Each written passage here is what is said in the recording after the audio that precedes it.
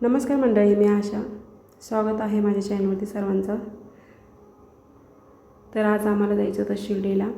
तर कशासाठी जायचं होतं, काय काम होतं तुम्हाला मी पुढे सांगणारच आहे, पण आपला व्हिडिओ स्किप करू नका, पूर्ण बघा.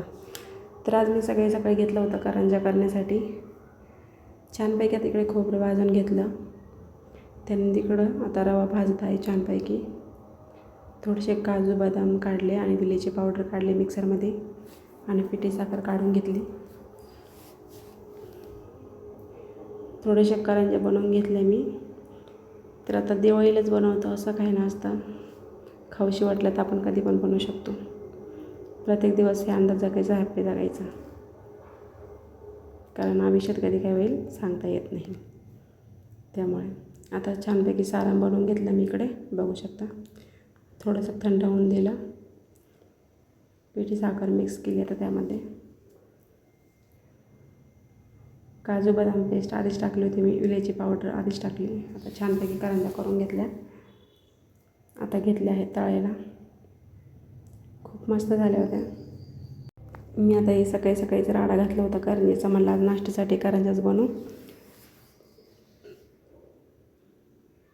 तर पीठ मळताना मी तुम्हाला काही दाखवलं नाही, कारण गडबड होती जायची त्यामुळं.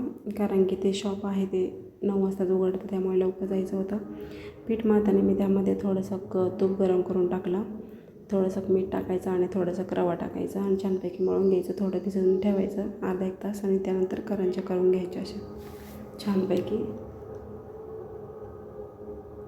खूप मस्त झाल्या होत्या, छान झाल्या होत्या. बघू शकता व्हिडिओमध्ये. चांगल्या अशा तळून घ्यायच्या छानपैकी. तर आता आमचं झालं तर सगळं नाश्ता वगैरे करून त्यानंतर आता आम्ही निघालो. तर इथे आहे जनार्दन स्वामीचं मंदिर आहे थोडंसं खालीकडं, आणि पुढे गेल्यानंतर लक्ष्मी माताचं मंदिर आहे. तर आता आम्ही पोहोचलो इथे शिर्डीला. इथे आहे धान्याचं दुकान. तर माझं कुपन इथलंच आहे. तर होतं तर KYC करायचे होते. तर माझं नाव गाळ झालं होतं. मी 1 महिना झाला तेव्हा राहत्याला जाऊन ते करून घेतलं आणि आत्ताशिक माझं नाव आलं होतं. पण आम्ही तिथे गेलो, शॉपच उघडलेलं नव्हतं, त्यामुळे म्हटलं चला जिथे जवळच विठ्ठल रुक्मिणीचं मंदिर होतं तिथे गेलो, दर्शन घेतलं. जवळ म्हणजे तिथे मंदिर होतं. खूप वेळ तिथून गेलो पण कधी गेलं नव्हतं. म्हटलं चला जाऊन येऊ. खूप मस्त मंदिर आहे आतमध्ये, बघू शकता व्हिडिओमध्ये.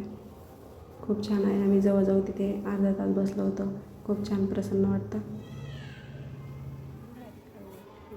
दर्शन घेतलं इथे सगळे देवांचं मूर्त्या आहेत. खूप जण येत असतात तिथे दर्शनासाठी सकाळी मॉर्निंगला. इथे दर्शन घेतलं, थोडा वेळ बसलो, कारण तिथे शॉप उघडायला पण वेळ होता. म्हणलं चला इथेच बसू. मग तिथे बसलो, जरा वेळ पाणी वगैरे घेतलं. तिथे सकाळीच गेलो त्यामुळे तिथे क्लिनिंग वगैरे चालू होतं. खूप मस्त आहे, खूप छान आहे मंदिर, बघू शकता. इकडे वरती सगळीकडे असे फोटो लावलेले आहे इथं, बघू शकता.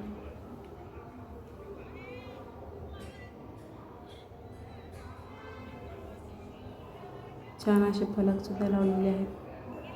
इथे भक्त लोक दर्शनासाठी येत असतात, जे साईबाबांच्या मंदिरात येतात ते पण. आता आम्ही तिथून निघालो, परत इथे आलो होतो. बघतो तर काय इथं शॉप उघडलेलं नव्हतं. 9 वाजलेपर्यंत त्या माणसाला कॉल केला त्या व्यक्तीला, मग तो आला. त्यानंतर 9:30 वाजता सगळं काम झालं.